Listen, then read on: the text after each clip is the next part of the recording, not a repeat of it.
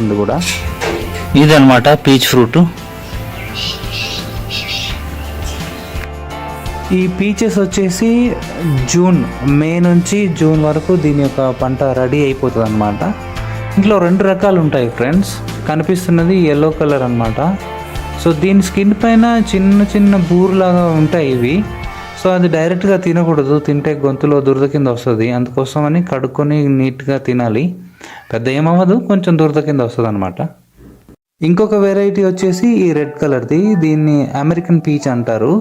So అది డైరెక్ట్గా తినొచ్చు, అది బాగా ఉంటుంది టేస్ట్. సో 2 మీరు చూడొచ్చు. ఇదైతే ఇట్లా స్కిన్ తీసేసి తినాలి, లేదంటే కడుక్కొని తినాలన్నమాట. ఈ పీచెస్ వచ్చేసి ఈ షిమ్లా, హిమాచల్ ప్రదేశ్ ప్రాంతాల్లో ఫిబ్రవరి, మార్చ్ ఆ టైం అంతా కూడా ఫ్లవరింగ్ టైం ఉంటుంది. సో మే, జూన్, జూలై ఈ టైంలో పంట వచ్చేస్తుంది.